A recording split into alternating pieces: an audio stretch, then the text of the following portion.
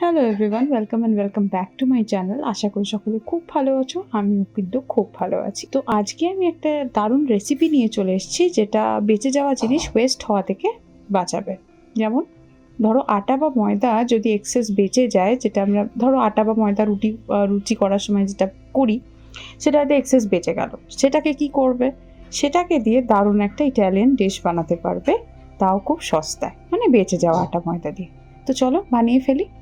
তো আমি বেঁচে যাওয়া ময়দাটাকে ফ্রিজে রেখে দিয়েছিলাম অ্যাজ ইউজুয়াল। সেটাকে বের করে ভালো করে ঠেসে নিয়ে সেটার থেকে ছোটো ছোটো ছোটো ছোটো করে কিছু লেচি কেটে নেব, যেরকম করে আমরা রুটি বেলি ঠিক সেরকম সাইজের লেচিটা কেটে নিয়ে ঠিক রুটির মতো করেই কিন্তু আমি লেচিগুলোকে বেলে ফেলবো।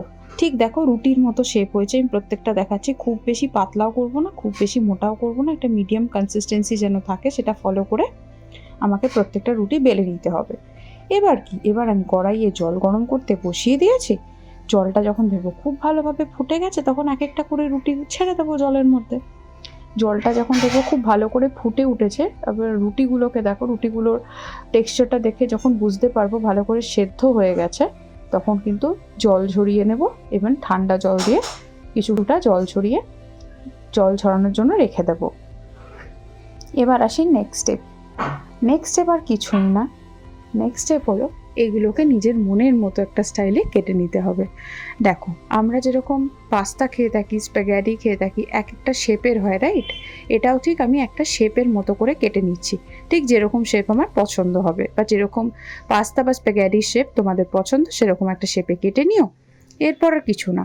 এরপর এটাকে একটুখানি ড্রাই হতে দিয়ে কড়াইয়ে আমি সাদা তেল দিয়ে দিচ্ছি, তার মধ্যে দিয়ে নিচ্ছি অল্প একটু রসুন কুচি, দিয়ে একটু নাড়িয়ে চাড়িয়ে দিয়ে নেব পেঁয়াজ কুচি, দিয়ে ভাজা ভাজা করে চাউমিন যেরকম করে আমরা বানাই, ভিনেগার দিয়ে একটু নাড়িয়ে চাড়িয়ে, কাঁচা লঙ্কা চাইলে দিতে পারো, না চাইলে নাও দিতে পারো, দিয়ে দেবো সয়া সস, যা যা সস আছে সব সস অ্যাপ্লাই করে দিতে পারো। Oyster sauce, chilli tomato ketchup যা আছে ইউজ করে ফেলতে পারো, কোনো প্রবলেম নেই।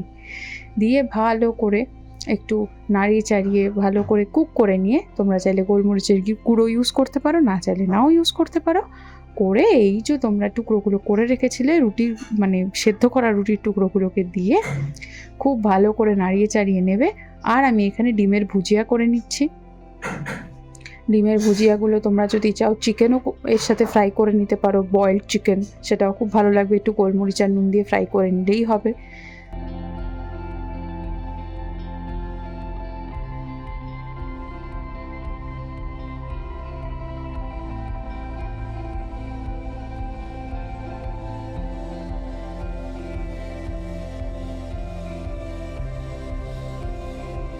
তো আর কিছুই না, এবার এটাকে আমি একটু ডেকোরেশন করে দিচ্ছি ডিমের ভুজিয়াটা দিয়ে।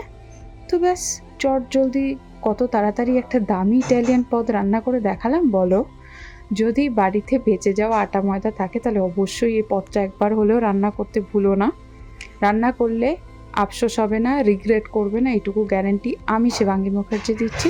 ভিডিওটা ভালো লেগে থাকলে please do like, comment, share and do subscribe. চ্যানেলে নতুন হয়ে থাকলে বেল আইকনটা প্রেস করে রেখো, যাতে আমি এরকম ভিডিও নিয়ে আসলে তোমরাও জানতে পারো। খুব ভালো থেকো, দেখা হচ্ছে আবার খুব তাড়াতাড়ি নতুন একটা ভিডিওতে। Till then by.